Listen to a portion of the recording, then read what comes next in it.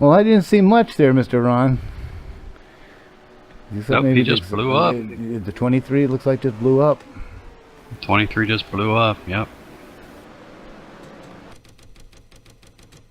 And that was one thing, whenever I was out on the track practicing, I actually had Nicole. She was drafting me, and she came across the radio and asked if my temperature was way up. And I said, no, it's about the same. Well, hers had shot up to 240 degrees in the draft, so she was a little worried about that, and, you know, the prolonged engine life, so. Looking at the replay here, we had that 23, which he got out of the way as best he could, but he blew it up right as soon as he hit the gas with that green flag, so that's what caused the caution. Tough break for Mr. Jim Scharf. They call him Pinky. He's great race. That's because of his car color, not because of his hand. I was wondering if maybe he was missing one of his digits or something, but no, it's because of the color of his car. But no, Mr. Pinky, Jim Scharf is out for the night. Tough break for him. Looks like they raced back to the line. Did an excellent job keeping it up against the wall and out of everybody's way.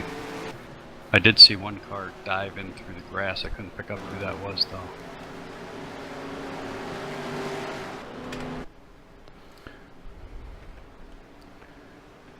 Well, this is where a lot of this fuel strategy is going on right now, because you see, they're limited right now to about 33 laps of fuel, right, Ken? Per run? I know.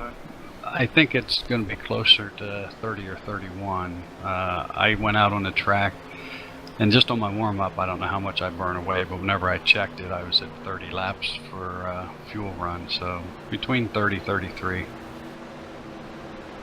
So they've eaten away about a good 5-6 laps already.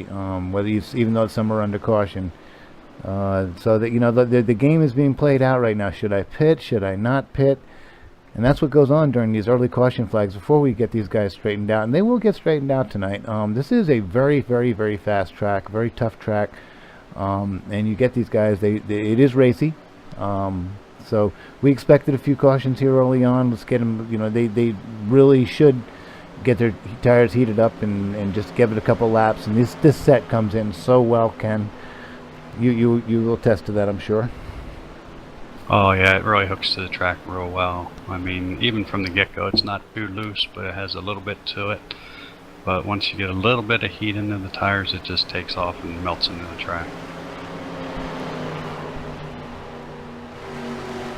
Oh, and that was Guy Petra that checked up for Jim Sharp, went flying to the inside. Well, let's see if I can catch that with you. He hit hard in pit road, very hard. Oh, so Guy would be out? I'm not sure if he's out or not, but he came down across the grass, and you know that always adds a little speed. There's no way to stop, and just pounded the inside pit wall. Well, the lights are off on the pace car, so we're going to go ahead and we're not going to go check. I'll see if I can get back to that later. The number 5 of Nicole Johnson in the lead with her teammate Mark DeSenza out of New York in number 6 and second, and then Jeff Hale in third, along with 19 of Troy Higgins, 191 of Michael Sanders, and 6 is Bill Yarbrough, and 7th. Well, what's that familiar name, huh?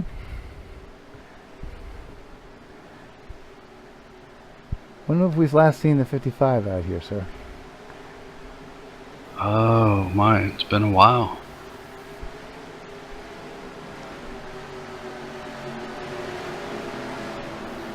And Guy Petra is still out on the track running. He's just getting ready to pull out of pit road, so whatever damage he has, he's going to fix it and see if he can keep going.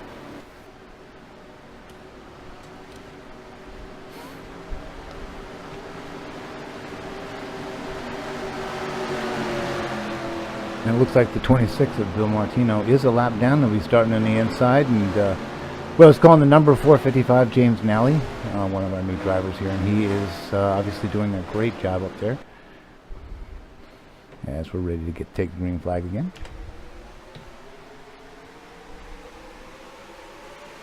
Bill pretty much is going to let them go here. He doesn't have much of a shot at getting work. Nicole's going to put the pedal to the metal. She's got a lot of pressure behind her, so I don't think that she was going to really wait up for Bill. And Bill did a great thing there by just kind of easing up and letting him go. It's great courtesy. Well, when you look in your mirror, When you look in your mirror and you see the 69, 19, and the 191 behind you, you don't take your time, you take off. Especially that 19 who is looking at the inside of a very fast 29 of Jeff Hale.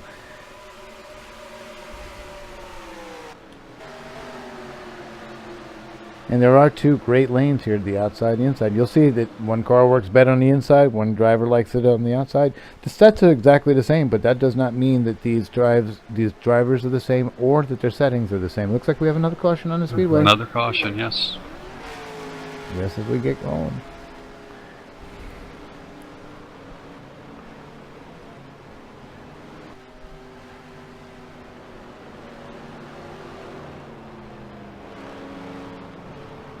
If we come back and do this again, Ken, I'm going to have some commercials lined up. Yeah, we may need a few of those. We hope we don't. Precautions are inevitable. This league has an amazing record of having races without them and green flag runs. In cyber racing, that is very, very, very difficult to achieve, but they do it all the time here at FSB. But sometimes, especially on Friday nights, let me just say that we get a little bit restless, and I'm certainly one they're probably happy that I'm off the racetrack tonight, Ken. I'll be causing one of these cautions for sure.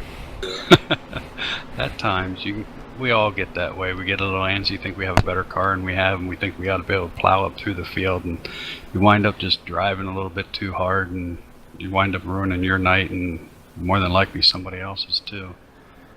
It's a very racy track. This track is 3 or 4 grooves that you can run on, and you can just kind of pick and choose all kinds of great ways to get out of the corner to get a little bit of speed. So it's just a very fun racy track, and you have a lot of drivers out here who, you know, you got to. I mentioned this in a meeting a while back, that we have drivers that are trying to be patient and let your tires heat up, and then you got drivers that are right behind them that go, you know what, that guy's taking it nice and easy right now. Let me take advantage of him. And it's perfectly legal. So, you know, you have to do what you have to do as a driver. You know, you have to make up your mind whether you're going to take it easy and let the guy behind you get you. The one great rule here, Ken, is that back straight, no passing till the back straight rule. FSB has a rule here, no passing until you get straightened out onto the back straight of any racetrack, or that would normally be after turns 1 or 2 at a road course or something like that. But in oval tracks, it is the back straight. When you straighten out off the banking onto the back straight, you're then allowed to initiate and conduct a pass. Otherwise, if you don't, if you do that during the corner and during the turn for the 1 and 2 at the start of a restart, then you're going to be in trouble, Ken. We're going to get you. Well, and that is a good rule, because I can remember back in the Open Sierra days, 90% of the wrecks would happen with everybody trying to drive it too hard into that first corner, pushing up, or just completely wiping out the whole field. So this gives you a chance to get your feet wet a little bit and at least get through that first corner without any real racing going on. Well, Ken, we have had, now this is our 3rd caution, and we have had most of these front runners probably have a good 8-10 laps on their tires, and their fuel is down to what, about 20-22, Ken? And this is where the strategy starts playing. Now, a lot of the guys in these back here, they have probably pitted. I haven't been following the pitting action as I should. Sorry about that, folks. But there hasn't been really that much pitting going on. No, just mainly the guys that are running middle and back have come in. But yeah, if I'm sitting out there and I've got a little bit worn tires, there hasn't been that many green laps, but I'd be thinking about topping off just for, you know, pit strategy as far as the fuel goes. And the tires for me seem to hold out pretty decent, so I'd be thinking gas before tires here. Lights should go out on. They do go out on the pace car. Quick restarts here. They don't mess around cleaning up the track after a wreck. And again, we do have Nicole Johnson in the 5 in the lead. Behind her is Mark Stenson in the 6. Troy Higgins in the 19 behind the 2 Voodoo Motorsports drivers up there in the front.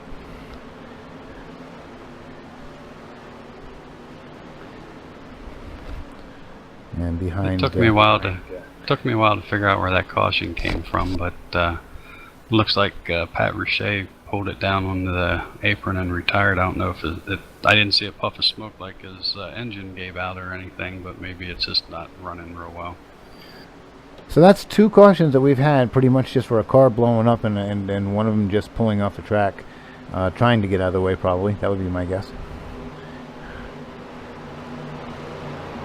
Again, there's Bill Martino, who will most undoubtedly do the same thing he did last time, which is to drop to the back as soon as the green flag runs. Now, he doesn't have to, and I don't blame him if he wants to try to get his lap back. He should try if he thinks he can. But you have to look at, like you said, Ken, you got the 5, the 6, and the 19, the 191, all these bad, fast people behind you. You really don't have much help. No, the thing of it is, if I'm Nicole and if Bill gets a good start, yeah, I let him out in front, but if he starts holding me up, then I just find a way around him, but it doesn't look like it's going to even be a contest. We'll put that camera up on the 5 for a lap or 2.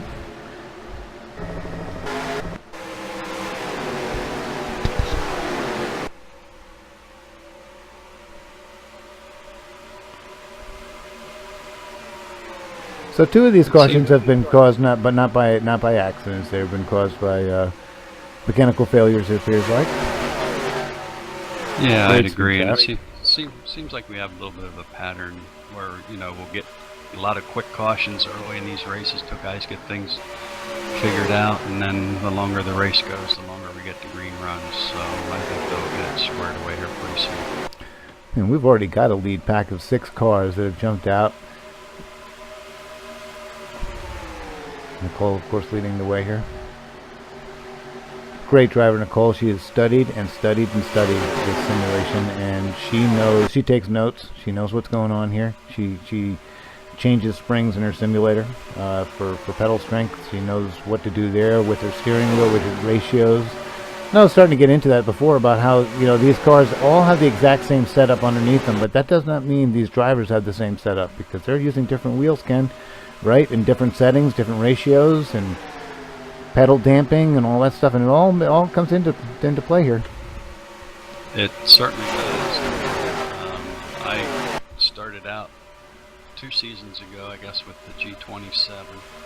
I had a 15-year-old TSW sitting in my closet, and I broke that out again this year, and I'm in love with the TSW over the G27 again. So, you know, sometimes you have to mix and match a little bit.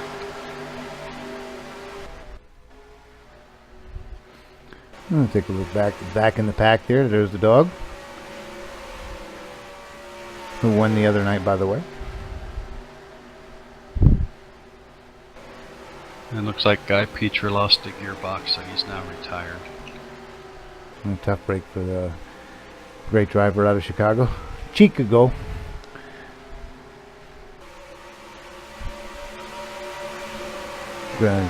Guy is always fun to race around. He's a super talented guy, super talented driver, and he keeps us laughing too, which helps.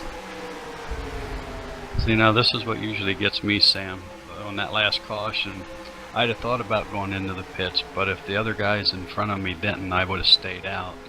And inevitably, whenever I stay out, we get a long green flag run, I wind up having to pit, and then of course the rest of the field goes around you. And then now you got to play catch up all over again. Happens again and again. There's a 777. Haven't called this number in a long time, with Brian Wasserman. We don't have a good paint on him yet. I need to get with Rick Johnson, see if we can get a paint on that 52 too, because I know he has one.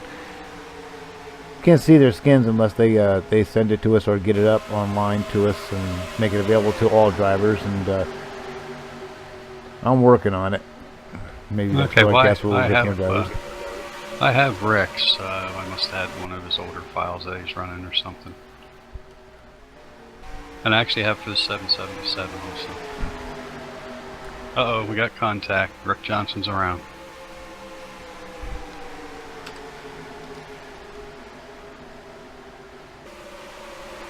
You're gonna need some new paint now, Sam. Well, let's see what happens here as he goes into the turn. It looks like, I don't know there.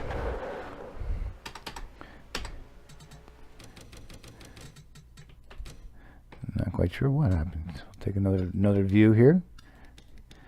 Oh, we're gonna try camera 2 and see what happens.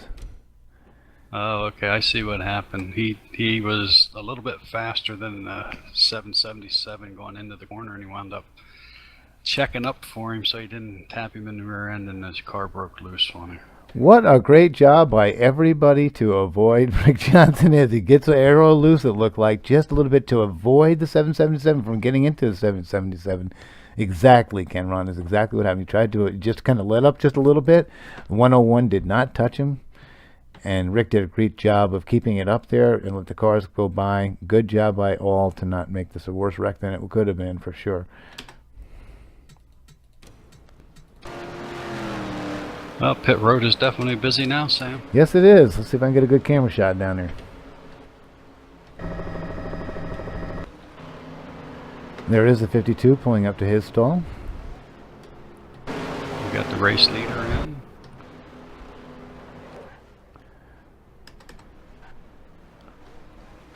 The 29's in, the 6's in, the 30's in. Looks like all those front runners are in. There they are up front. There's Nicole. Will get out first.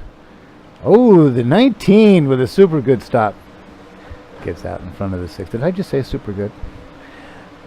You said super. Yeah, super good. Okay. And they all get out. Seems like they get out okay. Well, we'll see, because you said this is a very strict pit road, if any of them sped at all. You were about to find out. Well, Bill Yarborough did. Yep, seeing the OLL from Bill. Yep, so it looks like he's going to be going to the back here. Which sometimes isn't that bad of a thing, because you run your car a little slower, a little smoother, pick and choose where you're going to go, and you wind up back up the front before you know it.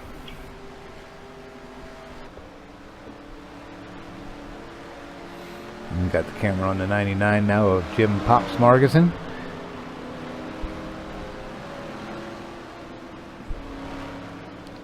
Well, Pops came through with a super speedway win there last week. One of my favorite drivers. Couldn't happen to a better guy. Glad to see it. It's been a while for him to hit victory lane. And you know, we have had a rash of different people in victory lane in the past few weeks. T.G. Reese made it there. Of course, Pops, and I can't even name them all because I can't remember, but we have had a whole slew of different drivers win. Well, Brad Otto won last night over there in Watkins Glen, and my heart was just thrilled, and I was overjoyed that Brad, who loves this track, Brad loves Watkins Glen. It was like his favorite track, and he does so well there. And for him to get his win last night in the truck division, awesome! Congrats, Brad. Way to go! Also serves our military in the finest fashion, and of course him and his family. Thank you for your efforts and for all you do for our country and keep us safe. How'd that 9 get up here? Did he? Is he waiting to go into pits right now? Was he just getting his point for leading the lap? We're about to find out. Yeah, it looks like he's going to hit pit lane right now, and that pretty much brings it all around. Except, well, guess what? Nicole has that Troy Higgins in the 19 knocking on that back door. Troy did a great job, great pit stop to get out in front of the 6 car. So now there's a separation between your two teammates, the 5 and the 6. Now who'd you call tonight? I called the 29. 10. Well, Mr. Jeff L. That's always a great call. I just fell out, so I'm on my way back in. Okay. Our broadcast still up and running fine, I hope? It is.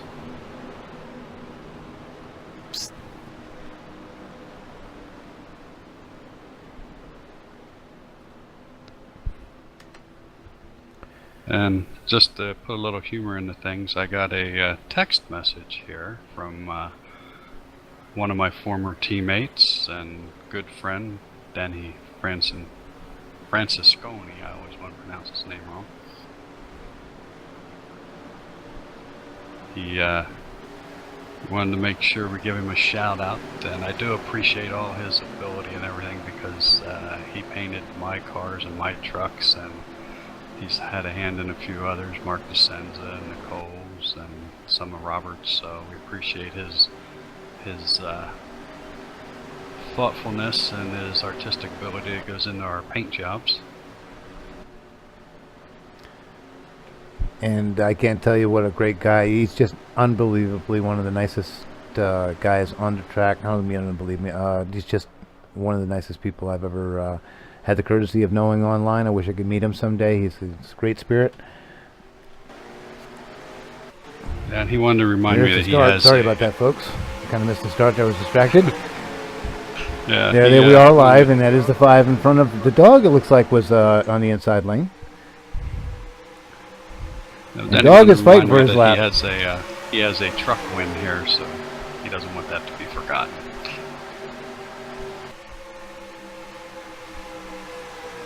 They're fighting tooth and nail up front there now. Wake up.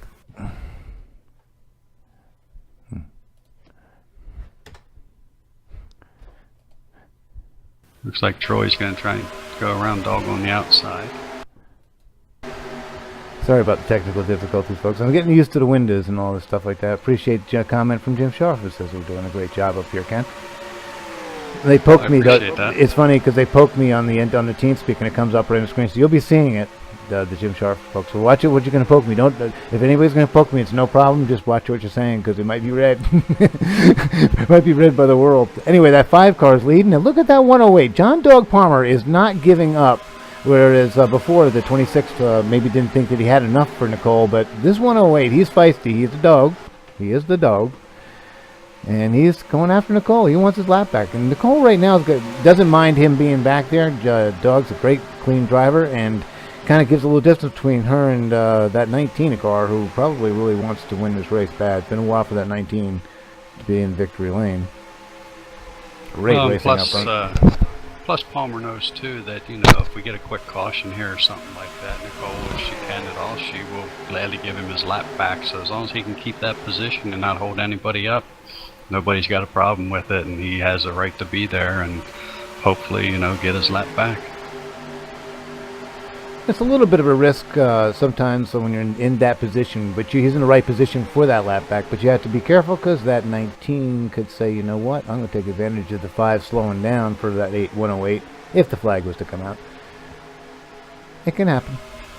Most of the time we try to be courteous and get them their lap back. I don't know what Troy will do in this situation if the caution comes out. But this is the racing we were talking about right here. Look at them lining up and getting their tires heated up to a good temperature. They're up to about 220 degrees now, and especially on the right side. And these things are sticking, and they're not as loose as they were on the early cold laps. And that 5's keeping that distance between the 108 and the 19, keeping the 108 behind him. Well, you got an eye on that. I'm just sort of panning back through the field. Everybody's just staying calm, staying in line, doing their thing. I mean, we're only 33 laps into this thing, so they've got a long way to go, so there's no reason to get anywhere too fast.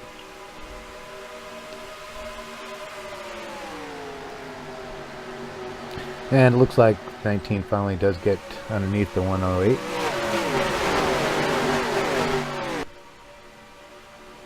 And probably they're going to cruise on through now. You might see...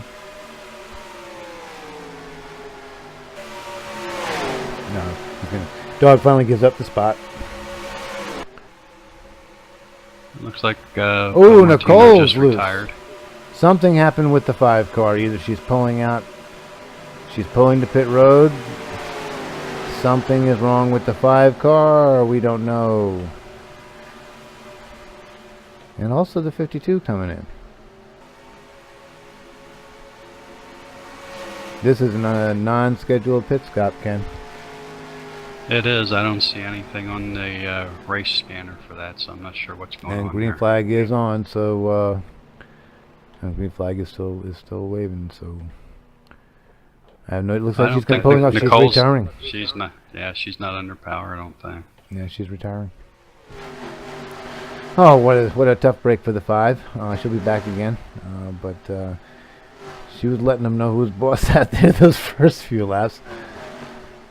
I want to say that she might And have had some 52 difficulty. retired also. Might be some technical difficulties. It might be also that she might be in a little bit of pain. The baby's been kicking very, very hard lately, and she is about ready. And I wish her, of course, all my love and the best in the next couple of weeks as she goes through this. And then give her a lot of credit for coming out. And 52 retired with her, and while we're going away, it looks like Matt Watkins is trying to make his way up front. He was underneath Mike Sanders there for a while. There he is, and he has worked his way up to the front. That's the powder blue number 15. Great new paint job for the 15 this year. Has a whole new fleet out. And he is right behind the 191, giving that Mike Sanders as much as he can handle. Looks like he's going to try that outside lane. Wonder who likes the outside besides that guy that drives that 98, Ken. I don't know. Nobody likes the outside like the 98 does, that's for sure. I do like driving out there. I don't know why. Matt and I had a great night the other night in the Progressive Speedway. With a blast. We were just riding up as close to the wall as we could get, and we had more momentum than the rest of them. We actually had to slow down, so we wouldn't rear end these guys in the middle lane down the straightaway. It was a lot of fun. Looks like the 19's got the lead here. Yeah, I was sort of watching that because, they're former teammates from last season, so I was just curious to see how they were going to act with one another, see if Mark was going to really put the pressure on him or if he's happy just to ride there in second for now. See a little bit of action in the back there. The 15 and the 191. Getting side by side. We've got like three rows of side by side going on there now. There it is. 2, 3 wide. Now we're getting a little bit racy. The draft helps a lot right here, Ken.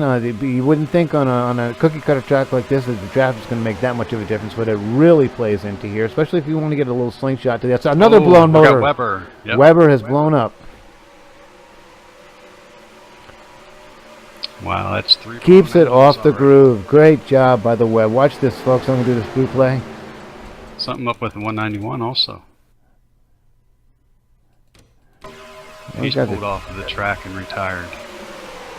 We're watching the 83 now as it goes into the corner. Right behind him, the 72 of Mike Pruitt. Great job by Mike to stay off of the 191. I'm sorry, to stay off the 83 car of Steve Weber. Poor Webb. I mean, I feel bad for him. Also, the 191, like you said, retiring, going into the pits. Yeah, he just pulled right in there. You keep an eye on that to see what the official result is and what the simulator says is the problem with his car. But the Webb blown up. Tough break for Steve Webb in the 83 car.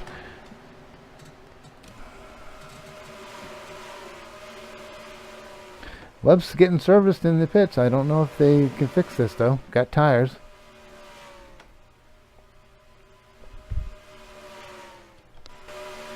And we stay green. My apologies, folks. I kind of just figured we went to caution, but Webb did such a great job of getting out of traffic, Ken, and getting it off the racing surface. The caution did not come out. Oh, I was surprised by that. I was busy rewinding replays and doing everything else, trying to figure out what was happening, and then didn't pay attention that we're still under green. I totally apologize to our audience. I did the same thing. My camera's on Webb, figuring we are definitely coming to caution. And looking at the status, it just says retired for Michael Sanders, so I'm not sure what happened there.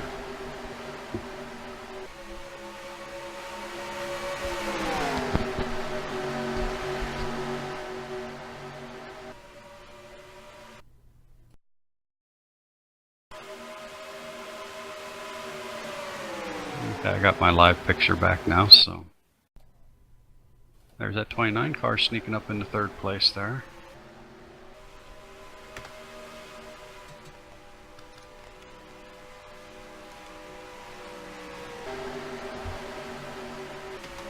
Oh, how about that? I'm gonna get used to these keyboard shortcuts again. Get you better camera angles. But you're right, there's the 29, and guess who's behind the 29? Where'd he come from? Working that high line. It doesn't help you at the bottom of that turn, bottom turn 2, but boy does it help you down the back straightaway here, Ken, where you get all kinds of momentum. If you can just ride up Yeah. there and highlight. In about 15, 20 laps into the run, you're really, really difficult to ride that high line in the CTS cars. The tires have gone away a little too much at that point to get any momentum out of the high line. But those first 15 laps, I'd love it out there on the high line, especially at this track. And the 30 working the 29. I told you keep an eye on this Mike Guidry cat. Yeah, he's a good one. He's been getting better and better each week. I've only raced with him this season, and seems to be getting the hang of things pretty well. I was just paging back looking for the 18. He's still stuck back in 14th place. I don't know if he's just taking care of things or he's having little difficulties with the track tonight. Surprising for the 18. He might be hanging back. You just never know. Robert Bochum has an incredible amount of strategies in his head, and you don't know which one he's going to pull out of his hat. It could be a gas strategy with him. And he's generally bad fast. In fact, always bad fast. Doesn't matter what he track. It used to be you could even say he was bad. He was not that fast on road courses. He's just as fast on road courses as he is everywhere else now. He's worked on that program. He's worked on his road course program in the past year. And he's come a long way there. So he's really got, like I say, tons of strategies. And the 83, does that look like the 83? There's a 53 they're coming up on. They're about to pass and lap the 53 car. Takes the wide high line way up to the top. Good for their TG Reese, who also won last week or so ago. Great bunch of drivers who haven't won in a while. Yep.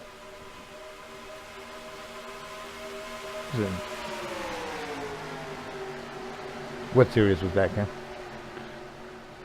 TG won right here, I think, last week at the 88. I can't remember what track we ran last week.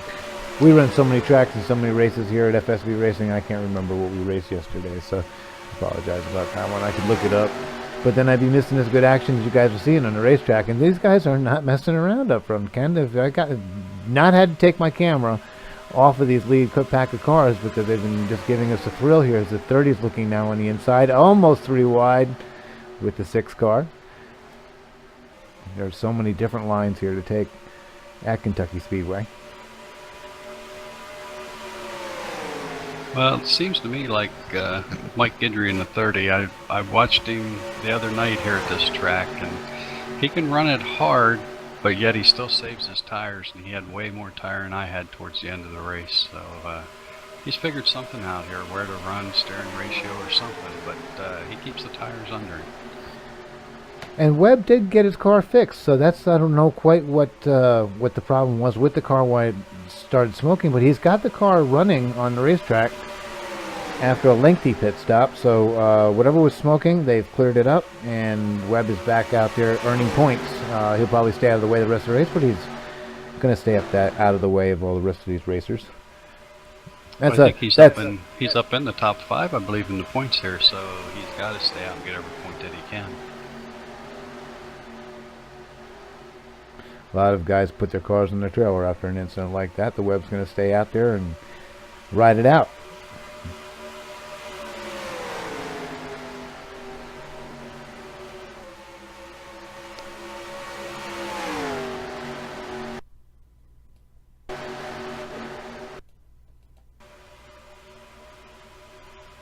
I'm just paging back through the field. Webb keeping it up in the high line. Everybody's just going underneath him, so... Looks like the 5 car's back out there.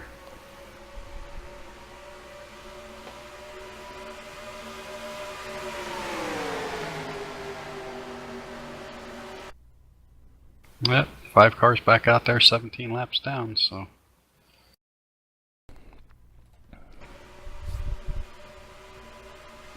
And folks, again, sorry about the technical difficulties. The only way I know to get to my mic being muted, so I don't know, you guys don't hear me coughing. But you can still hear the racing, I hope, in Ken Rahn. And I hope I'm not coughing in your ears tonight as I battle this cold, but I have very rare colds. And we have a race for the lead. And here we go with the 6 car and the 19. Bump some doors on the way by. And the 19 is going to look back on the inside of the 6. And there's the 108. About to go a lap down. The dog isn't going to like this. That's a hard spot to be in because no matter which line dog takes, somebody's gonna. They Oh, I want that wish he was on line. the other line. Yeah, you really don't know where to go at this point if I was the dog, but he's staying up in front of him right now. It's great. And this 30 to 6, the 19 and the 15, having a great battle up front. This is some awesome racing, folks. Look at the 30. Going to try the high line now with the 6 behind him. And look who's in fifth spot. Look who's in fifth spot, just waiting for somebody to slip fire Mike through it. Good to see Mike up front again, and there's probably another one of those paints I'm going to call on you for if you have it, Mr. Rahn. You have that 50. You have I the, do have it, yes. Oh, I'm going to call on you for that one too, and all of them if you can. We're going to go through that next week. I'll make sure I send you an email on it. Ooh, the 30 made some contact with the 19, and takes it way up high. The 19 looks like it was going to pit, and I don't think the 30 knew or didn't react in time to the signal. And the 19 is on pit road. See if we can get some better camera shots. These are green flag pit stops, ladies and gentlemen. We've done it. Told you. Hang out with us. And looks like the 88 and 777 are coming into the pits also. And now the 9, 15, and 101. So pit road's going to get real busy. Our leader is in the pits. Car number 19 of Troy Higgins.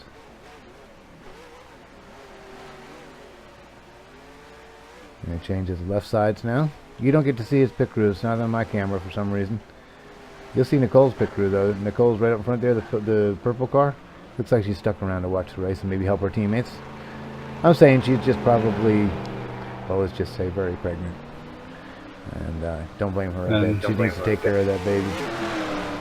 And while you were on pit road, Sam, the 30 car did get out and take the lead and at least led one lap, and then the 6. We have a spinning car to 72, Mike Pruitt. And caution is out, so we are going to have an interesting situation as the 72 gets around. It looks like he turned around on his own here, but we're going to go ahead and back that up. Now this is where I always get confused, Sam. If I'm already on pit road and the caution comes out, I think I'm still able to do my pit stop and get out without losing a lap. Is that right? You know, it just really depends on what happens on this. So we're going to go ahead and check the pit road as we watch this one more time here. 72, because it looks like some cars were checking up. The 30 was trying to get down, couldn't quite get down. The 72 tried to get out of his way. It was nearly impossible.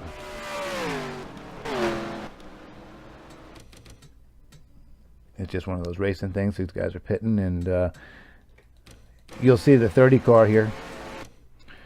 He's already hit the brakes once, and he's trying to stop from hitting the 6 car. He's also going into pits, and it looks like the 72 got the worst end of that deal. Just a racing deal too, Ken.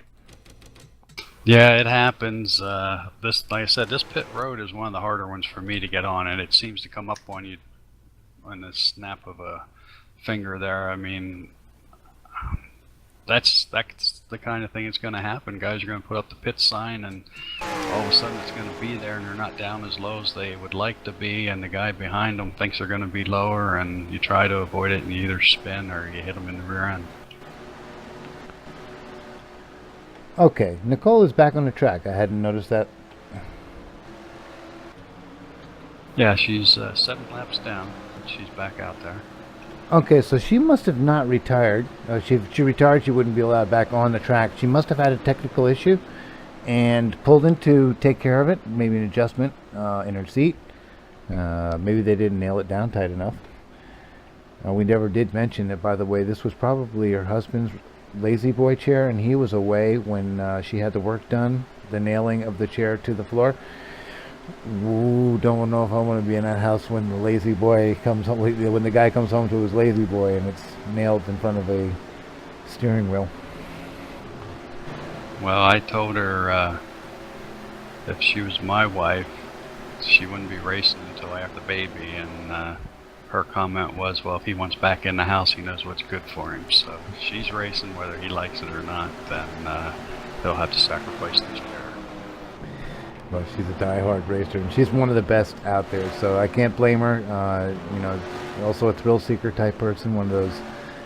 Probably likes, I would say that Nicole, what do you think, Ken? She likes zip lines, Balloon ride would be probably too boring. She'd get a little thrill at the high of it. But let me see, roller coaster girl. Am I on the right track with this chick? I think Thrill Seeker would be it, yeah. Let's hope she does none of that until she has this baby. Great talent on the racetrack, though.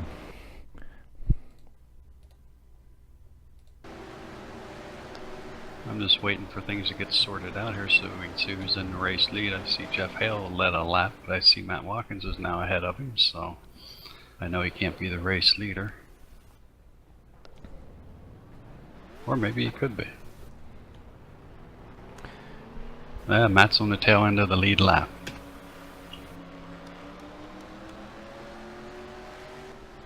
That's going to make for a very interesting restart whenever you have lap down cars and or not end the longest line, but you have lap down cars and guys that are on the tail end of the lead lap lined up in front of the leader. It can get a little hairy at times, and people jockeying for position.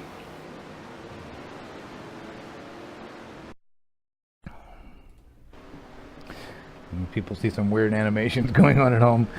That's just me muting the microphone until I find out a good hotkey combination so I can mute that microphone. Until by the time I figure that out, I won't be coughing anymore and need to turn off this microphone.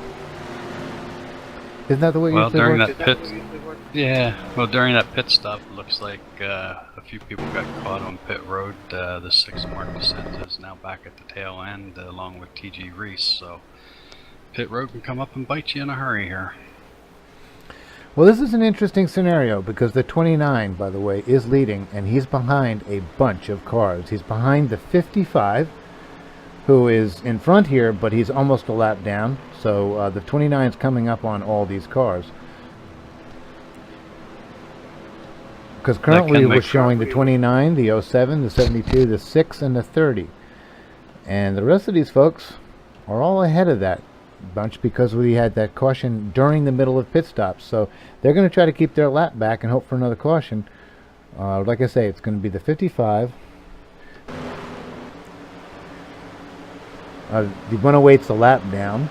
The 44 is trying to stay on the lead lap. 101, 99, 88, they're all on the tail end of this lead lap. I don't envy Jeff's position right now. With all those cars in front of you, you're going to be fighting for position and trying to stay on the lead lap. I'm messing with the cameras. I can't even get back to Jeff.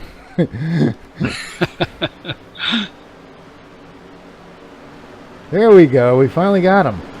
He is way back there. He's the leader, ladies and gentlemen. Look at all the cars in front of him.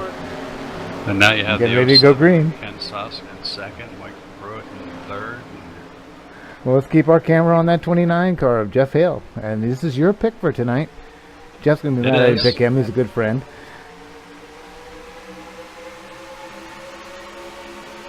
Right behind the 15. Well, I'll be darned. That 15, with one of the fastest guys out here at FSB Racing, is being threatened to go down a lap here by the 29 car. And again, all these cars are in front of our leader, the 29 of Jeff Hale. Didn't he stick in 2nd place?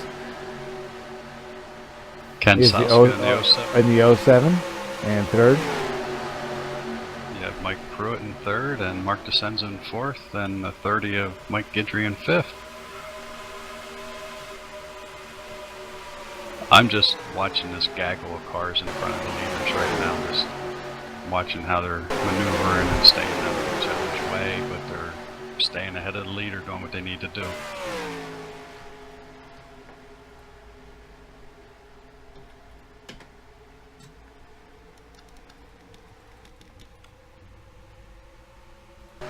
Right after that restart, I see on the scanner that Robert Bolcom fell out of the race, so if he can get back in, he's going to be a few laps down. Tough break for Mr. Bolcom now, who has not had the best week, because usually you see him up on the leaderboard for one win somewhere. So a bad week for him is not winning a race in a week, and I don't know if he did this week. So tough week for Mr. Bolcom.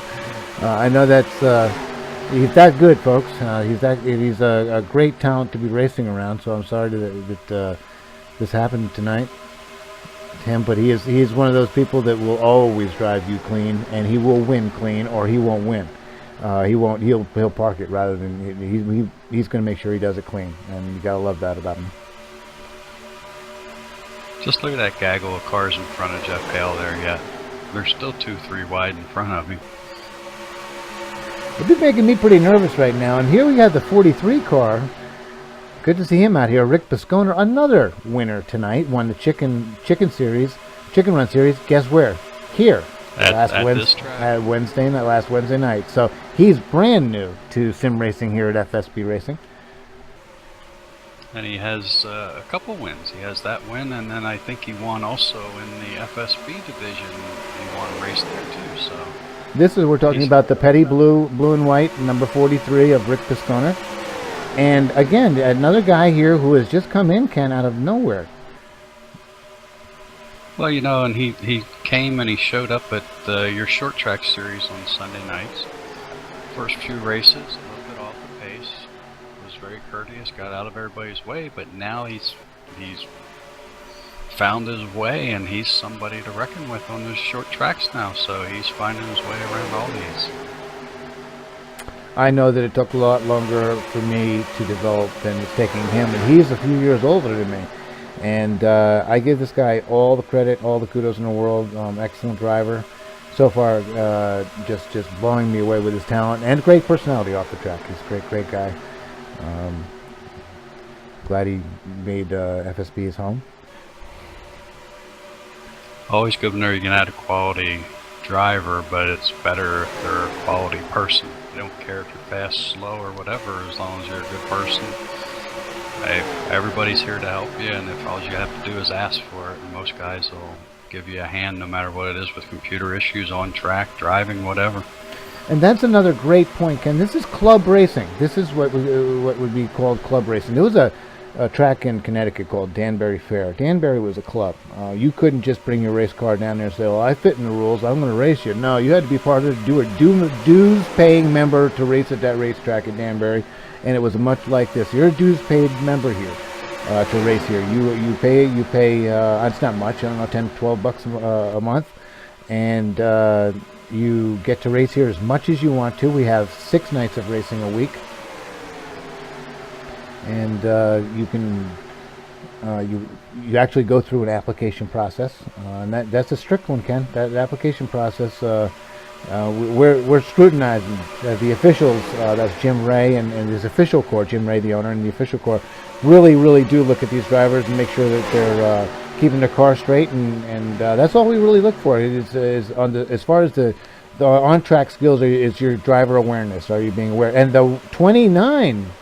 We have a caution out. Okay. Caution out. Yeah, I saw him. I thought maybe the 29 blew up there for a second, but the caution is out. Ken, if you can investigate for me and find out where that is, I'll take a look at the leaders. And leader is the 29 still, so we're going to keep that on pit road. Now, the other ones in front of them do get their laps back, so they're all going to pace fast the pace car. And this is probably going to give Jeff Hale a huge sigh of relief. I would much rather have 20 cars behind me than 10 or 15 in front of me fighting for their lap back. Ken, turn 3, it looks like, where the action was. Turn 3.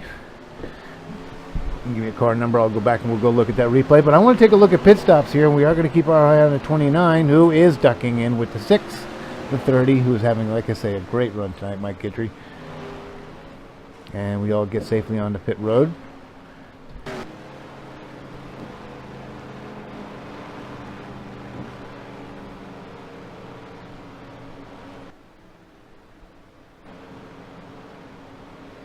I'm testing different camera angles. Every one of these tracks come with a different camera pack, so you gotta get used to the packs.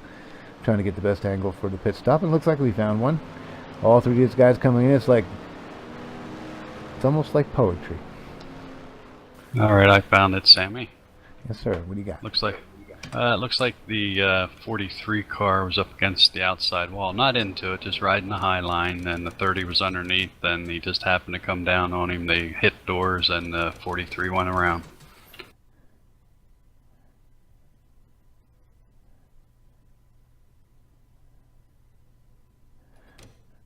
All right, we got that replay for you. Thanks, Ken. No problem, Sammy. There we go. Yeah, you see that the 43 is way up high. And they're going into the turn now. Oh, and he came down on the 30. Just misjudged it a little bit. Going into the turn, trying to stay in the high lane. And he paid the price. The 30 and him, he made some contact, and the 30 is up in the wall. Put the 43 up in the wall. It looks like it was no fault of Mr. Guidry for sure there. 43 just tried to cut down the turn a little bit sooner than he should have. One of the things experience will get you. Yeah, sometimes you get up in that high line, you know, these tires were heated up a little bit. I mean, you just feel the car going out a little bit from underneath you, and you try and turn down to catch it a little bit, and maybe that's what happened. But door to door, and usually the outside guy's going to be the one that pays the price. I got the replay coming on right now, and you can see he's coming down, and he's really just coming down on an angle where he kind of just gets door to door with him and makes a little bit of side swipe contact there. Great job for him to hang on to it, though, and not... He did get into the wall pretty good right about there. Yep. Ooh, it looks like it tore up his car pretty good. So I don't know if he's going to have much of a car left for tonight. Great job by everybody else to stay out of the way. And sometime during that run, Mr. Bokum was able to reconnect. I believe he's 6 laps down, but he's back in. As long as you're in, you got a chance. I've seen Robert Bokum come from 4 laps behind, so he can do it. So have I. That ain't no thing for that man. He's determined. All right, well, I'll tell you what. I'm going to say that the 29 is breathing a sigh of relief. Ken, what do you think? I definitely would be. Like I said, I'd rather have 20 guys shooting for me from behind me than 10 or 15 guys in front of me trying to stay on that lead lap. It's going to... You know, nice clean air out front, and then all you got to do is worry about the 777, the 6, and the 30, and the 07 and 19 that are behind you. Well, that was quite a gaggle of cars up in front of them, so good job by everybody there to get their lap back. And although some of them weren't quite a lap down, they were about ready to, and again, just shows the ability of these guys. We almost had that green flag pit stop. We had a few cars that did get in and out during green flag pit stop, so... To have the mix of driving classes here, these guys don't race against each other as much as like the pro division all races each other. They know each other very well. When you get the FSB drivers up here with the sportsmen and the pros, the reaction times are different for these drivers. They're not quite sure what to expect. So again, a great job of these drivers tonight to get plenty of green flag laps in. And Sam, we had the 777 just retire now too. I'll have to go back and look at that because he was right behind Jeff Hale. I am seeing the retired mark, and they're going to come down now to the back straight here. It looks like they are going green. Lights are off the pace car, and we have the 99 who is a lap down, who's going to try to get his lap back. I hear the 29 clutching. There we go. We have about 32 laps to green, to go green here, Ken. So that is right in the fuel window, so no wonder these guys are clutching. Yeah, that's a good strategy. I know some of them, I can only clutch under caution. I can't do it during a race because it just throws me off. But I know for sure Matt Watkins can, Robert Bokum can, Nicole can, and I'm sure Jeff Hale can do it too. So that's something I'm going to have to learn how to do.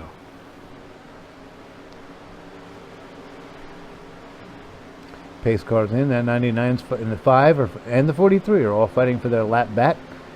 Let's see if Pop's got anything for the 29.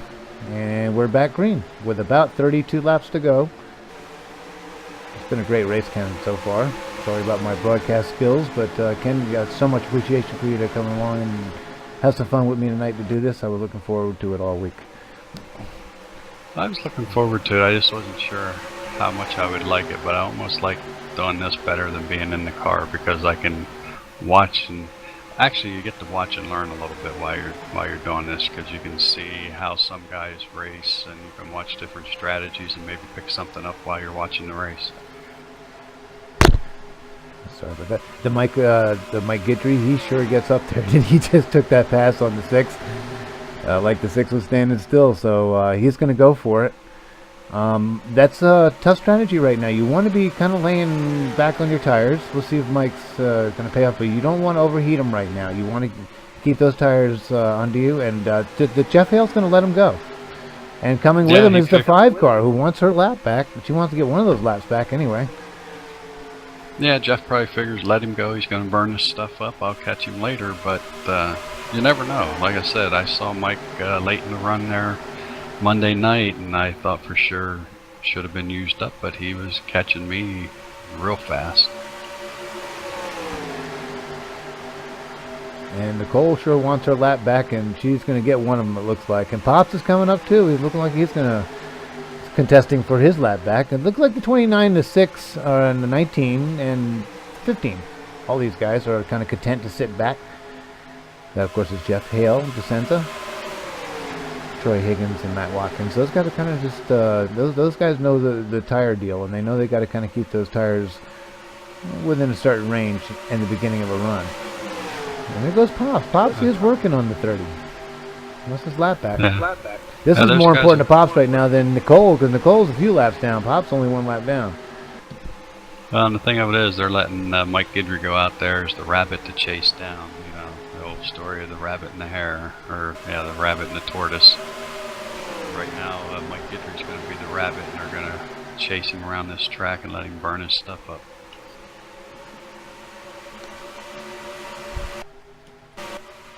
Plus, they're probably figuring if he's running that way, he's not going to have the gas to make it the whole way, too. It looks like Jeff Hale let the 6 go by. So now Jeff's in conservation mode, both tires and gas, and he's going to try and make it and hope the other guys can't.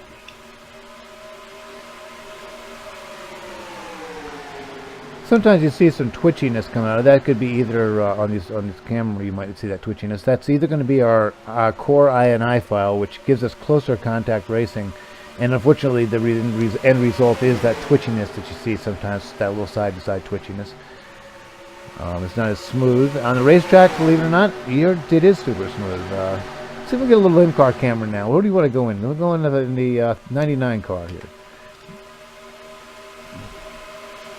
He's hoping for a caution right now since he got around the leader, so he can get his lap back. So. And we are with Jim Margison, Pops Margison, who's gotten his, would have his lap back as the caution came out now. And you see that's that side-to-side motion I was telling you about. They don't see that. We see it on the camera when we're watching them, but when you're actually driving, unless a car is actually having some ping issues, then this is what they don't see. That's shaking us. So I don't want to get you guys dizzy with this, but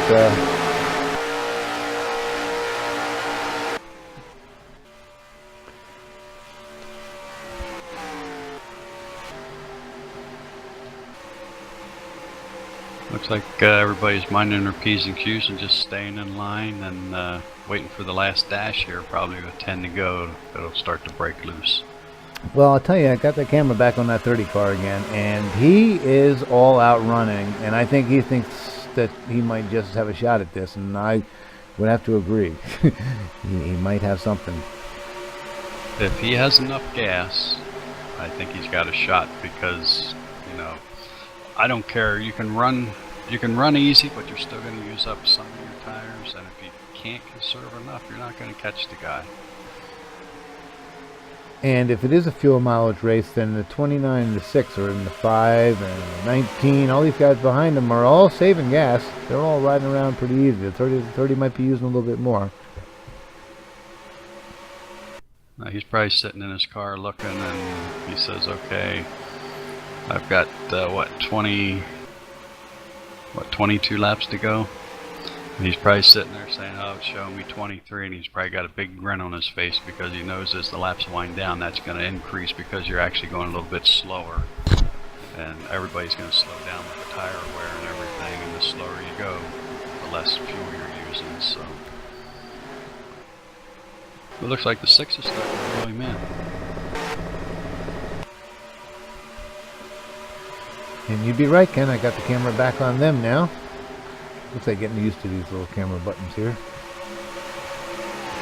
And we are with our leader, the number 30 of Mike Guidry. Again, a fine show by him tonight. Also classy of him to let Pops have his lap back. And if there is a caution, Pop will get his lap back and will be back on the same lap with the rest of these guys. Nicole will be get one of her many laps back. She's a few laps down for whatever reason. I'm going to say probably, Ken, you'll find out, and we might find out later. It's probably a seat issue or a comfortability more issue. than likely, yeah. Or comfortability. Something happened there. She felt it. I'm very thankful to her for pulling into the pits and parking on the side there to take care of whatever she had to. She stayed on the track. And it looks like Mike is getting anxious. He might be getting a little bit nervous here about that little gaggle of cars that have been saving gas behind him. I know I'd be a little bit nervous. Now, there again, you got the 30 and the 6. They're teammates, so will Mark really push him and fight him that hard for the win this early? I don't know, but Mark's got to be concerned with the teammate in front of him and over-driving him, and then he still has to look in his mirror and see 6 guys coming after him. So once it gets down to the nitty-gritty, it's take care of yourself and forget teammates are out the window.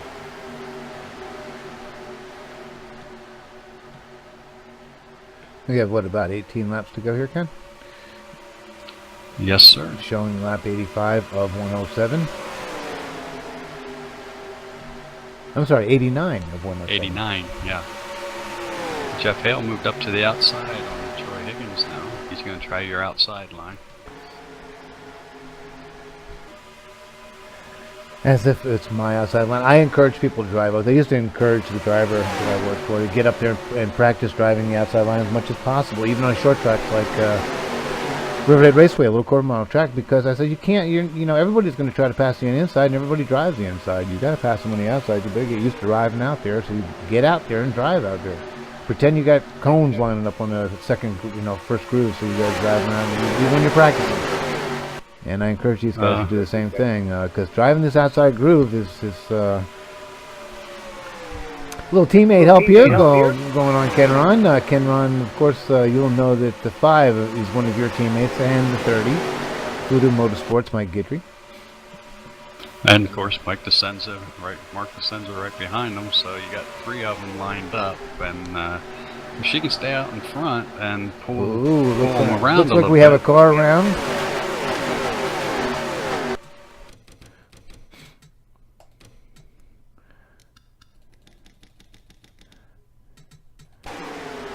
It looks like the 72 and the 59 get just touched.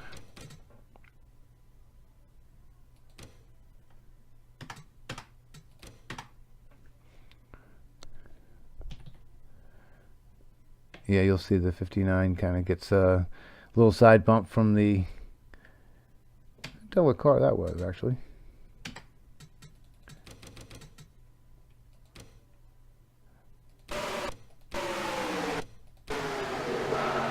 A little side from James Nally, number 55, and the 72 makes some contact. It's a little hard to tell exactly what happened there, but yeah, they did get into each other. Okay, we got a whole new ball game here, huh? That we do. Everybody's going to come in there, get 4 freshies and a little bit of fuel, and they're going to be good to go. I don't know if they gave Pops his lap back, did he? I gotta check this out.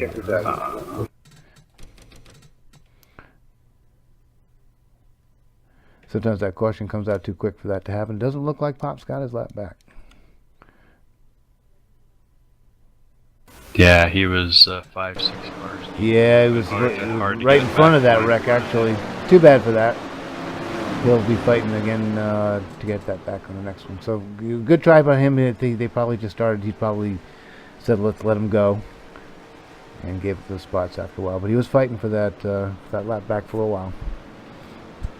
And I guess while we're under this caution, if we would happen to get another caution and we're 10 laps or less to go, it's a single file restart. All lap cars go to the back of the field so we can let the leaders shoot it out for those last 10 laps or less.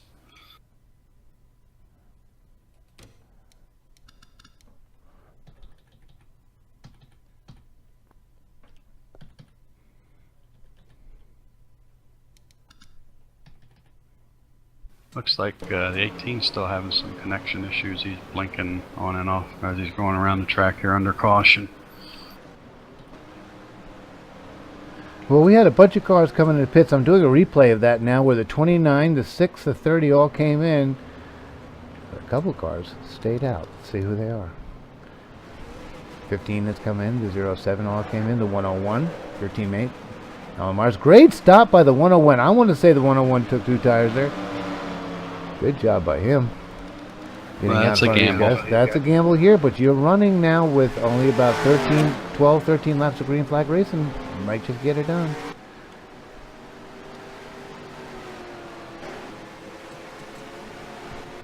I've tried 2 tire stops, and then I went back and watched the replay of the race. I did it at Charlotte, and Milt was hollering at me on the broadcast. It's too early for that. It's too early for that. But in this case, it isn't too early as long as his lefts aren't worn down too much. And of course, it helps he has Mike Guidry behind him, his teammates, so he knows Mike won't push him too hard. But if he holds him up at all, he's gonna. Mike, he has the smell of victory in his nostrils here, so he's ready to go after. And Ken, I've just had my camera so I can see the 18 popping in and out with connection issues. So he has a connection issue up there in Tennessee tonight, it looks like. And but if you'll see on the screen there, Ken, I've got the 19 up on the leaderboard, and he did not pit. What kind of jeopardy does this put him in with 12, 13 to go at the green flag? I can't see how you would think you can hold these guys off for that many laps. All these fresh tires, and I mean, sure, you're gonna have a couple lap down cars up there, but it's not gonna be enough. I don't see how he can hold them off. Now with the caution, fuel-wise, he's okay, but tire-wise, I just don't see that working unless something would happen with Allen, since he only took 2 and he winds up spinning them and he can get to a big jump. I don't see him holding these guys off.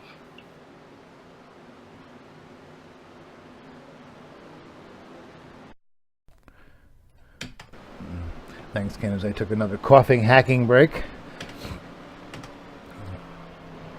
I wasn't going to pass this up. I was looking forward to this for a few days, Ken. Once I realized that we couldn't get a hold of Greg Bernardo. Don't know if it's computer issues or what, but you know, Greg has been the voice here of FSB for the past season and a half, so we want to hope that everything's okay with Mr. Greg Nardo, and certainly love to have him come back. And if he doesn't, then Ken and I may just come and do this a couple more times for y'all.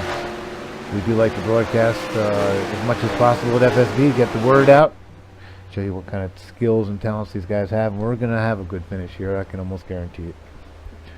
Well, Sam, I'm just looking at the running order right now, and if I'm the 19, I'm awful worried, because I got the 101 behind me that's hungry for a win. The 30's hungry. The 07 is.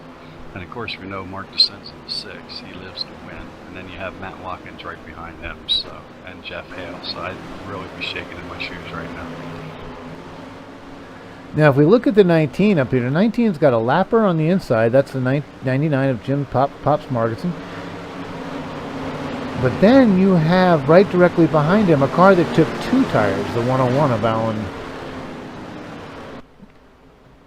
Alan Myers. And so he's got 2 tires. Behind him, it looks like the 30 took 4. And Ken Soska probably took 2. I'm not sure about all that, but we have a lot of different tire strategies going on here. Well, I can see Allen's not holding it down in the corner probably as low as he'd like. Those 2 tires may be an issue there. And I just heard the 19 clutching, so there's a chance that the 19 also has a fuel issue here and wants to try to make it to the end. So and look at Mike Guidry. He's taking the lead.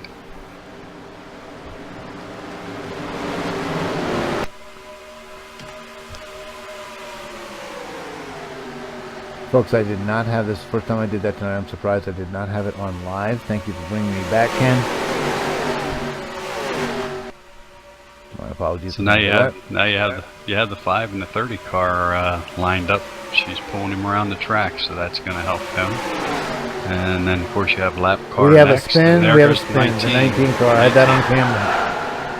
He just happened to be on my camera sites for that one. They just, him and the 6 just got a little close, and what a hard hit by the 19. That'll bring out the caution. So there you go. Now Mike Guidry's going to go ahead and let Nicole, and looks like Pops will get his lap back if everybody will allow for that to happen. It looks like he's trying to let the dog go by, but Here we go. Yep, he's going to let the 99. This is live. The 99 did get his lap back. Good for Pops Markson. looked like Mike tried to hold up long enough to let Dog Palmer get his back, but there was too much pressure behind him and not enough time to let it happen. So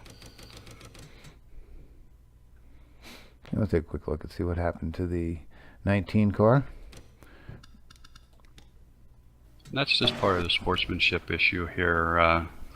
If at all possible, we will always try and give a guy a lap back. Doesn't always work out, but for the most part, if it's at all feasible and they're right in front of you or right behind you and the caution comes out, we usually try and let them get their lap back and let them come back around and race for a position. This is a great replay of watching how the 19 did everything he could after he knew that he'd lost contact with the racing surface for the most part and that he was going to be likely wrecked by a bunch of cars. He did a great job of spinning it out of the way. If you'll watch on the screen here, Ken, on the 19 car, on the broadcast screen, you'll see, I'm sure after the delay, what a great job he did of actually spinning this car out of the way.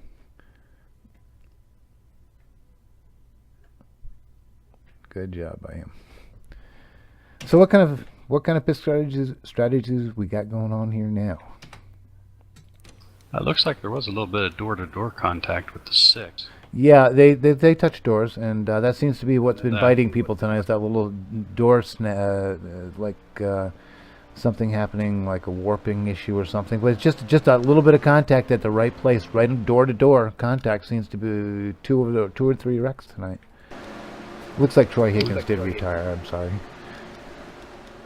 So now here we are with less than 10 laps to go. So we'll have a single file restart, which will make for some interesting racing. It looks like the 19. They're going to call it a gearbox. But he is retired out of the race. And Dog Palmer does the right thing there because he's one lap down. Mr. Palmer did duck into the pits, and this will be a single file restart, meaning that nobody can pull up and try to get their lap back at this point because we're under 10 laps to go, and that's the rule. Under 10 laps to go, there's no more lappers. There's not much of a chance you're going to get your lap back at that point, and let's let these leaders race for the lead. So that became a rule at FSB Racing. And here's this Mike Guidry guy. I'm going to tell you right now, we both didn't call his number here as a pick, but this late in the race, if I could change my vote, he's sitting in a very, very nice position with some fresh tires up in front of his teammate, the 6 car. And I don't know if that 29 car has much to get by these two guys. It's going to be pretty much all-out racing with about 4 or 5 laps to go green to take the checkered flag. And look at 4th place. That would be it's the car that's sneaking on the camera right now. You can't really see it. Now coming to view, powder blue of Matt Watkins. And always kind of lingering right now. Not always. Always kind of lingering to win a race, and he is no different tonight. He is right there. The 101 behind him. Yeah, I have 3 teammates in the top 5 there, so, and I didn't pick any of them. I picked a 29 car.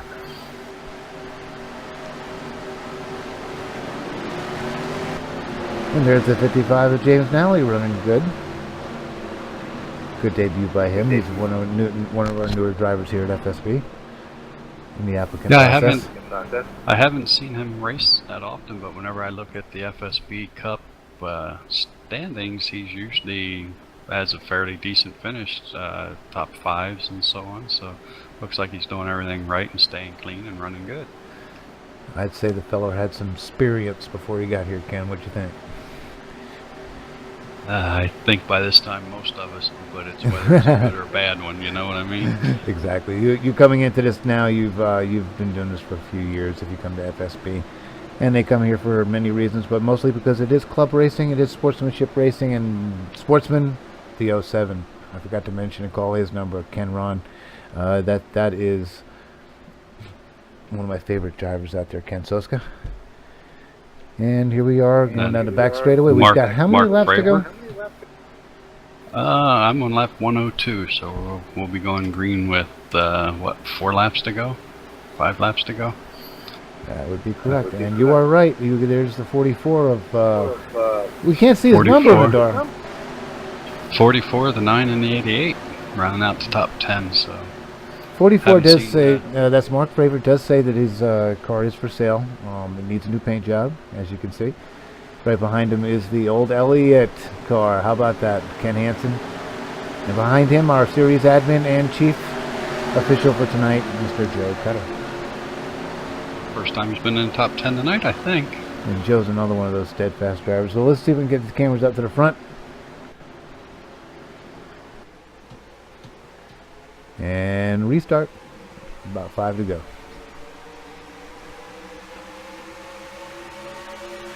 Well, let's keep our eyes on the leaders now for the end of this race. I'll keep the camera right here. I hear somebody spinning. This might be for the win right here if it's going to go yellow. This is the flag out? I don't see a flag no yet. Flag yet. I heard some spinning. Yes, it's out. It's the out. flag is out. This is going to be for the win, folks. And it looks like Mike Guidry, Mark DeSenza, and Jeff Hale across the line. Good job by them. We'll have to finish out the race under caution. We don't have green-white checker here. But great win by Mike Guidry. We did not call his number. He called the 29. I called the 5. I called the 29, yep. But your teammate, Mike Guidry, does win the race. And we'll get these guys up to the booth. Don't leave us yet because we got a little post-race celebration. And let's talk to the 3 guys who finished on the podium. And again, that's going to be Mike Guidry, Mark DeSenza in the number 6 in the Wrangler Chevrolet, and Jeff Hale in the number 29 Chevy Impala. Did you notice that Impala, Ken Rahn? Remember the old Impalas? I didn't know. You have to check out his car. It's up close. It's a Chevy Impala from back in the day. It's retro Chevy Impala on a 1988 chassis and frame. I just went back and checked that last caution. Looked like the 44 and the 07 got together, and the 07 got worst of it, kicked out into the outside wall and mashed his car completely up.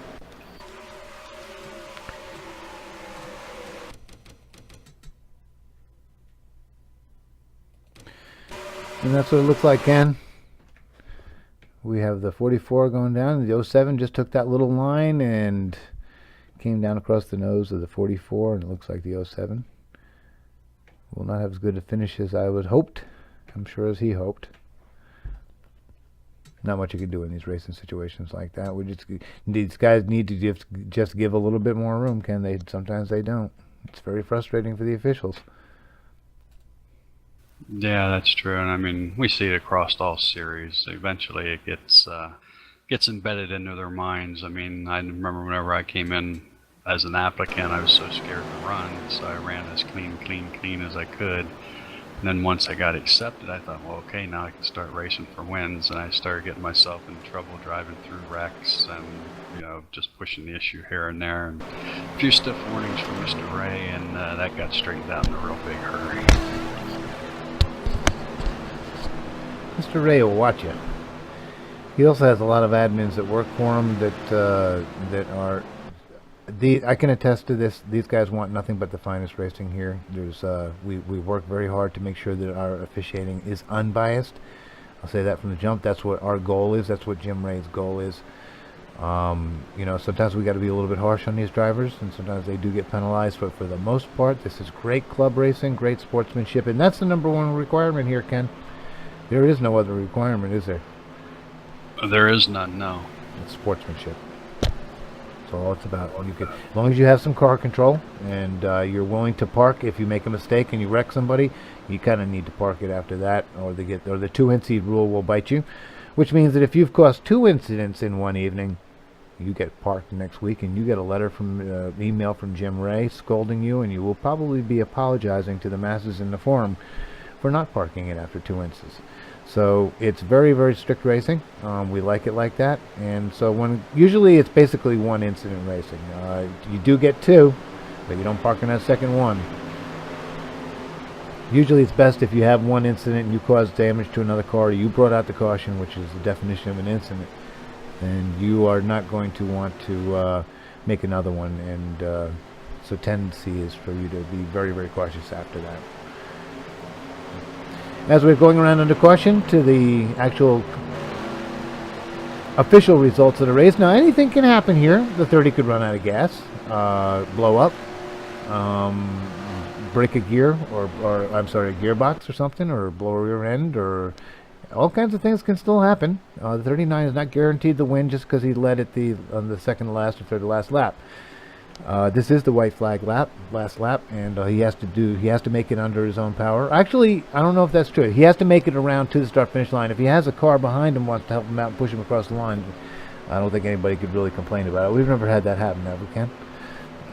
No, I can remember begging for a push at one time, but nobody would push me. They thought it was illegal. But I think you can push the car, but I know in NASCAR rules, I think, and it may not be embedded in this game, you can push the guy, but you cannot be in contact with him when you go across the start-finish line.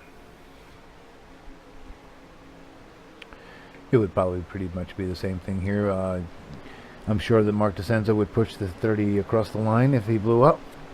And it looks like the 30 I wouldn't bet on it. Yeah, Mark is a tough guy. You have to go. They might be teammates, but not on the last lap, right, Ken? That's right. It all goes out the window on the last lap. He'd be laughing at him as he passed him. You might be right there. But we're going to get these three guys up to the room up there, up in the broadcast booth at the end of the race. Chat with them. Let them take a quick break afterwards. We'll go through the running order and the finish real quick after this, after they make it official, and they're about to cross the start-finish line and make it official. So congrats to Mike Guidry. What a great race. Awesome win by him. Second place will be the number 6 of Mark DeCenza.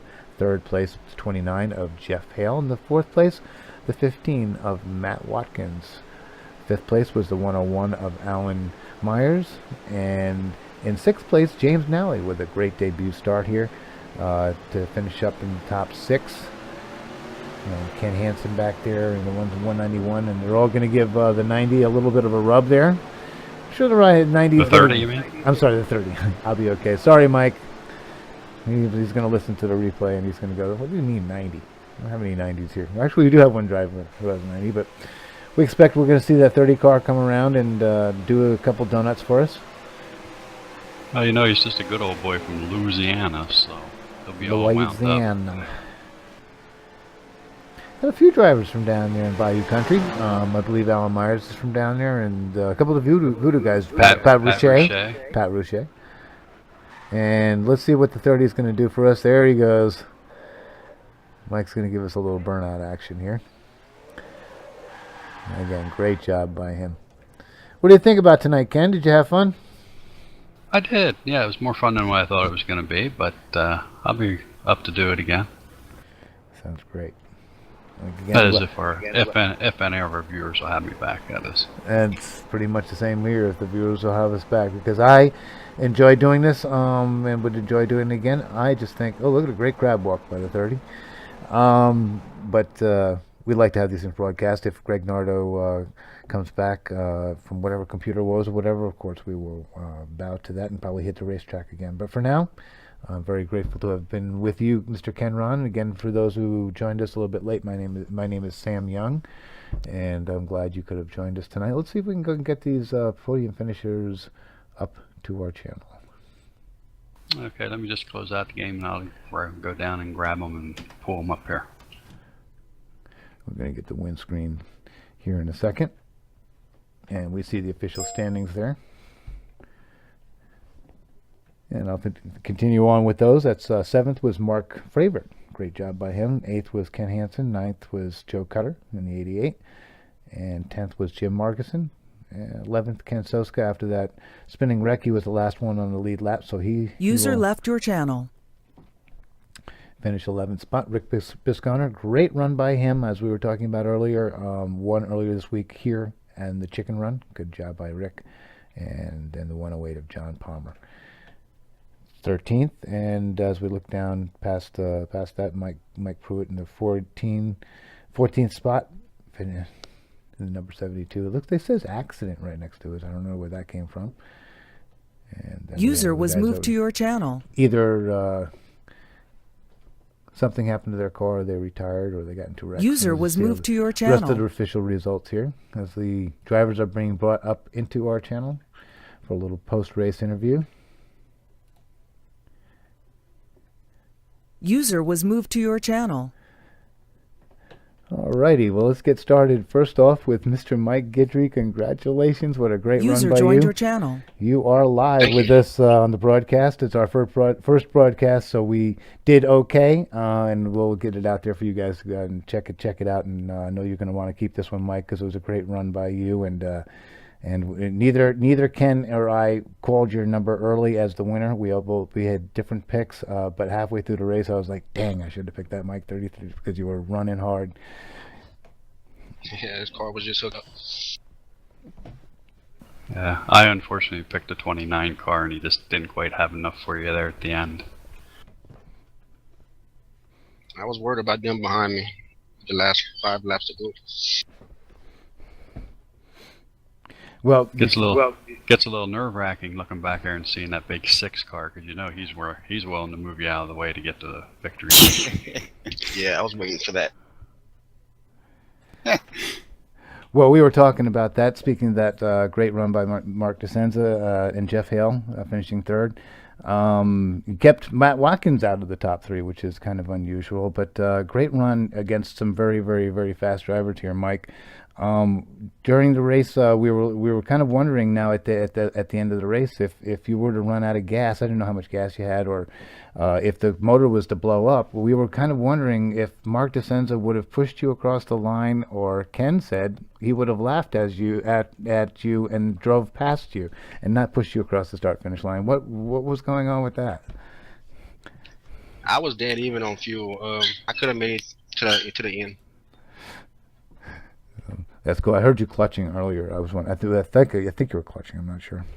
Yeah, I was. I was dead even with the many laps to go with my fuel. You want to tell us who your friend is in the background? We hear somebody. Oh, that's my little dog, Izzy. I'm glad you said it was a dog, because Izzy sounded like a bird for a second. Sorry. That's good, I thought. All right, great job, Mark DeSenza. Thanks there, Sammy. Did you have anything for him at the end there, Mark, or were you just happy to ride around second? I was wishing it went green. I was wishing it went green before the caution came out. I mean, kind of paced it until I had enough fuel, then just started to pick it up and the caution come out. But I would like to see it end on the green, although, you know, Mike had a good great car all night, so I mean, he deserved it just as much as anybody. Well, it looked like you, Jeff, and even Matt and some of the other guys just sort of left him go out there. I said it was like you guys are letting him out there as the rabbit to go chase him and hope he burned his stuff up or didn't have enough fuel. Jeff, is that what you were doing, letting those guys by, just biding your time and saving a little bit of fuel in case it went green the whole way? Yeah, when we took the green, I was about a lap and a half short, and with me being up front, didn't want to do that, so I kind of just took them behind Mark and saving fuel, and then got it where I could make it to the end. Was, you know, just waiting for the end of the race to, you know, to push it hard and make a move. But that didn't work out since the caution came out. It kind of hurt me there at the end too. I was able to get by Matt coming to the caution before, so that's where I picked up the third. But yeah, I didn't want to see that last caution. I really wanted to race these 2 guys hard and see how it would have turned out. Well, the other time, whenever you were out in the lead, you had about 15 cars out in front of you, either down a lap or on the tail end of the lead lap. I imagine that was a little on the scary side, not wondering what was going to happen in front of you there, and then worrying about the guys racing you behind you. Yeah, I just kind of want to ride in the middle of the pack for a few laps, let things get sorted out, and then, you know, with those guys being lap down or tail end, you know, I just want to try and keep them there. So once we got going, then, you know, started putting the pedal down and trying to take them, you know, one at a time. But great win for Mike. That was a great job. We had a great car all night. And like I said, I just wish I had something there at the end, you know, with the green, but that didn't work out. But congrats to him. He did a great job. It was definitely a great run by all three of you. Yes, indeed. Mm. I wish it had went green. I like winning on the green. Well, win's a win for sure. And Well, you had to run good all night to be in the right place at the right time, so it wasn't Absolutely. a fluke. You know, you're really Yeah. great. Man. Good job. And I've battled the cold all night. It's one of these rare colds, and I want to thank you, Ken Ron, for taking the majority of. He let me have cough breaks. Thanks, Ken. Anyway, congratulations, Mike Guidry. Awesome run again by you guys, Mark and Jeff. Jeff Hale's gonna be mad because I didn't pick him as the winner tonight. But I wanted to tell you, Jeff, that even though I didn't pick you, Ken Ron picked you tonight. I wish I'd picked the 30, but I lost that bet. But maybe next time. Good job, guys, and we'll see you again next week. And Kenny, anything to add before we close out the broadcast? Nope, just a good run. And I guess if we're allowed to, we'll be back next week. Absolutely. I'm sure you guys did a good job. Appreciate you doing this FSB and what you guys do to do this. Sacrifice thank y'all for racing doing to do this. And Jeff, good run. Mike, good win, man. You were strong. Yeah, we all would have liked to see green at the end. What happened? But you know what? Green got all night to be in the right place at the right time. So we all deserve the positions. Mike, you deserve to win. Good job, man. Yes, sir. Y'all too. All right, that'll be it from us from FSB Live. We'll see you next week. We might be here. We hear rumors that some other drivers might be interested down in Voodoo and doing the Pro Cup series, covering for that until Greg and Milty get back. So we'll see if there's a broadcast on Wednesday night. Hope there is, and if not, I think Ken and I will be back next week. Try this and have some fun yakking at you. We had plenty of viewers tonight. I want to thank the viewers for coming out. We had 23 at one point, and we're gonna have plenty of views, I'm sure, on the replay once I manage to figure out how to put it up. Again, thanks for great racing tonight and putting up with my cold. Apple. And of course, let's not forget Apple Collision Centers. They've been awesome. Thank you for putting up the series for us and for all y'all do, and for listening. All right, we're out. All right. Good job, guys.